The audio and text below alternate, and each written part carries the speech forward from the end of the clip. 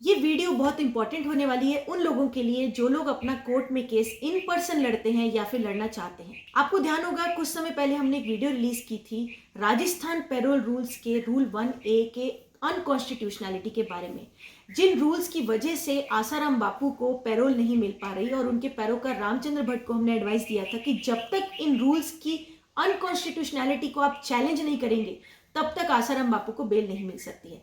आप वो वीडियो हमारे चैनल पर जाकर देख सकते हैं कि किस तरह से राजस्थान पेरोल रूल्स अनकॉन्स्टिट्यूशनल है और किस कारण से उस रूल की वजह से एक वृद्ध साधु को 85 ईयर्स ऑफ एज के बावजूद, मेडिकल ग्राउंड्स के बावजूद पैरोल नहीं मिल पा रही थी। तो उस केस में क्या हुआ कि फाइनल आर्ग्यूमेंट्स हो चुके थे, सीनियर एडवोकेट माथुर जी ने उसमें बहुत अच्छे आर्ग्यूमेंट्स किए थे और जजमेंट रिजर्व पे थी।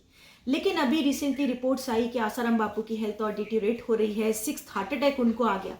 तो जो उनके पैरोकार रामचंद्र भट्ट जिसने ये पिटीशन डाली थी, उनका मेरे पास फ़ोन आया कि अब ऐसे में क्या किया जाए, इमीडिएट ऑर्डर चाहिए लेकिन ऑर्डर तो रिजर्व है, ऐसे में क्या किया जा सकता है। तो हमने बताया कि मेंशनिंग ही इसमें कर सकते हो आप, ओरल मेंशनिंग कोर्ट के सामने कर सकते हो। वही एक रास्ता है कि कोर्ट को रिक्वेस्ट किया जाए मेंशनिंग करके, लेकिन मेंशनिंग किस तरह से करनी चाहिए।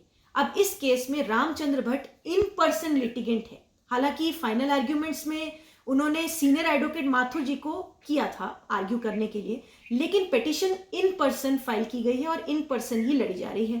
तो अब इन पर्सन एक व्यक्ति को कोर्ट में जाकर मेंशनिंग करनी है कि ऑर्डर जल्दी पास किया जाए। तो ऐसे में किस तरह से मेंशनिंग करनी चाहिए, अब आप देखिए कि मेंशनिंग किस तरह से इन पर्सन व्यक्ति को करनी चाहिए। हरिम मैम। हरिओम। बताओ। हरिम।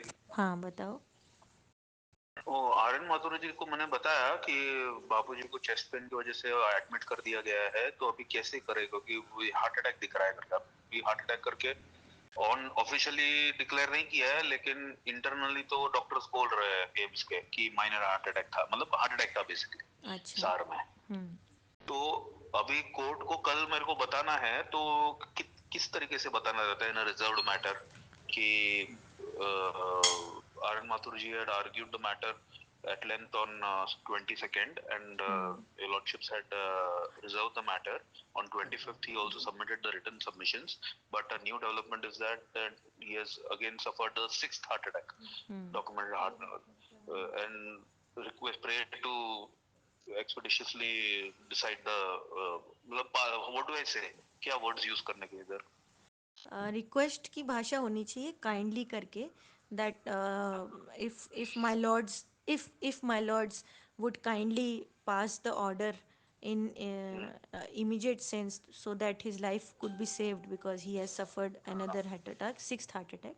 So बहुत ही रिक्वेस्ट वाली लैंग्वेज होनी चाहिए, अपनी टोन भी रिक्वेस्ट वाली होनी चाहिए, बिकॉज एक तरह से उनको बोला जा रहा है कि ऑर्डर करो, वो जो कि जजेस के अपनी डिस्क्रिशन होती है कब करें ऑर्डर। लेकिन if you are requesting specifically, so your tone and language both should be very in kind words ki kindly if my lords could pass order on immediate effect because he needs urgent intervention because 6th heart attack he has suffered day before yesterday.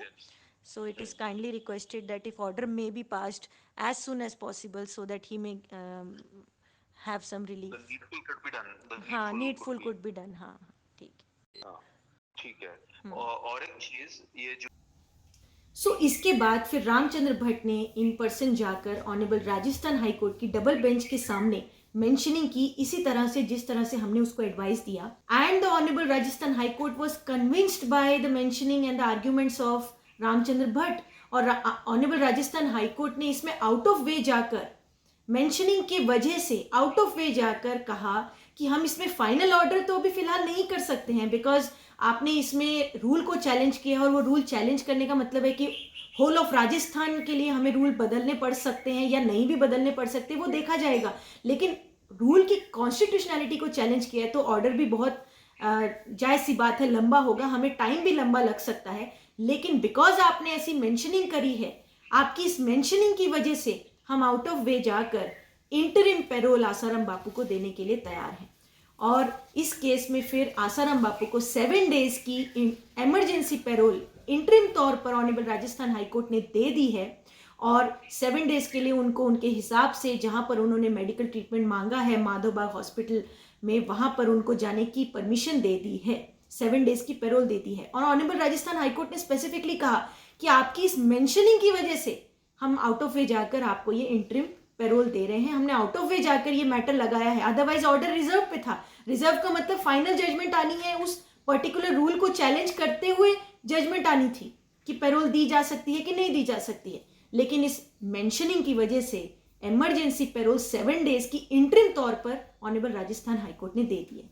तो यहाँ पर देखिए सीखने वाली बात सभी के लिए है, और खास करके मेरे क्लाइंट्स के लिए, जो काफ़ी सारे मेरे क्लाइंट्स मेरे पास पूछते हैं कि हम इन पर्सन कोर्ट में आर्ग्यू करना चाहते हैं। इनफैक्ट वो काफ़ी क्लाइंट्स मेरे कर भी रहे हैं कोर्ट में इन पर्सन, ज़्यादातर मैट्रिमोनियल मैटर्स में इन पर्सन जो हस्बैंड्स हैं वो आर्ग्यू करते हैं अपना केस। तो अक्सर क्लाइंट्स मुझसे पूछते हैं कि हम इन पर्सन आर्ग्यू करने जा रहे हैं तो हम कैसे करें कोर्ट के सामने आर्ग्यू कि हमारी बात मान ली जाए। सो बुलेट पॉइंट्स के रूप में मैं आपको बता देती हूँ कि आपको क्या माइंड में रखना चाहिए ख्याल। नंबर 1 कि आपकी जो लैंग्वेज है वो बहुत ही पोलाइट होनी चाहिए।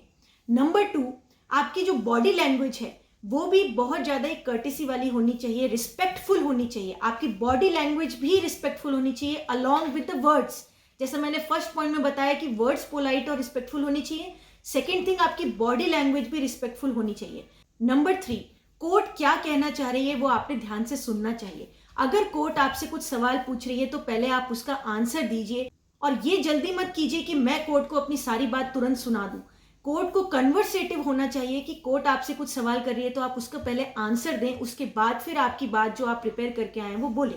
क्योंकि कई बार क्या होता है कि कोई लिटिगेंट जाता है कोर्ट में और इमीडिएटली अपनी सारी बात जो वो प्रिपेयर करके आया होता है वो जल्दी जल्दी बोलने की उसमें रहता है। तो ऐसा नहीं करना है, आपने ये देखना है कि कोर्ट का व्यू पॉइंट क्या चल रहा है, कोर्ट क्या पूछना चाहती है, कोर्ट की क्वेरी क्या है। तो सबसे पहले कोर्ट की क्वेरी को जानिए और क्वेरी का आंसर दीजिए, उसके बाद आपको जो कहना है आप कहिए।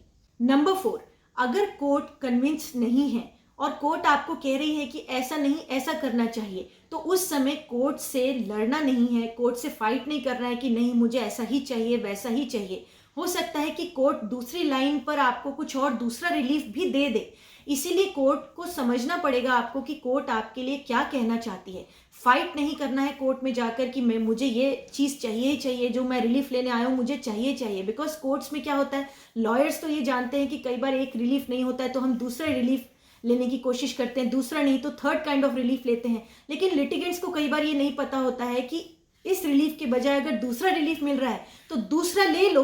कई बार लोग उस चीज़ के चक्कर में कि फर्स्ट रिलीफ नहीं मिला सेकंड रिलीफ भी उनको नहीं मिल पाता है, क्योंकि वो फिर जजेस से फाइट करने लग जाते हैं। और ऐसे केसेस में अक्सर क्या होता है कि या तो कोर्ट सिक्योरिटी पर्सनल को बुलाती है और कहती है कि इस लिटिगेंट को बाहर लेकर जाओ, या फिर कॉस्ट भी लगा सकती है कोर्ट। अभी 2 दिन पहले की बात है, ऑनरेबल सुप्रीम कोर्ट के जस्टिस संजीव खन्ना की बेंच के सामने एक लिटिगेंट इन पर्सन आया था और वो कोर्ट में धमकी देने लगा कि मेरी अगर बात नहीं सुनी गई तो मैं सुसाइड कर लूंगा। तो कोर्ट ने सिक्योरिटी पर्सनल को बोला कि इसको बाहर करो कोर्ट से। 2 दिन पहले की बात है ये। सो इस तरह से आपका कंडक्ट नहीं होना चाहिए कि कोर्ट को आपको कोर्ट से बाहर ही निकलवाना पड़े सिक्योरिटी को बुलाकर, या फिर आपके ऊपर कॉस्ट लगाना पड़ जाए। You have to be very careful कि कोर्ट का व्यू पॉइंट किस तरफ जा रहा है और आपकी बात आप कोर्ट तक ठीक से पहुंचा पा रहे हैं या नहीं। और उसके लिए अगर कोर्ट दूसरे तरह का रिलीफ आपको देने की कोशिश कर रहा है तो आप एडमेंट ना हो जाएं कि मुझे यही रिलीफ चाहिए। ऐसा नहीं होता है, उल्टा इसके बदले आपको कॉस्ट लग सकती है। हो सकता है कि अच्छा केस डिसमिस भी ना हो जाए। जैसे अभी ये रामचंद्र भट्ट वाला जो केस है, आसाराम बापू का केस, इसमें कोर्ट ने फाइनल ऑर्डर की बजाय अभी इंटरिम तौर पर रिलीफ देने के लिए सोच लिया, और इंटरिम रिलीफ देते समय कोर्ट ने कुछ बातें पूछी, लाइक आप पुलिस कस्टडी में जाने के लिए रेडी हैं या नहीं, लाइक आप जो है सारा खर्चा जो है वो उठाने के लिए रेडी है या नहीं। तो इन सब बातों पे रामचंद्र भट्ट ने यस बोला।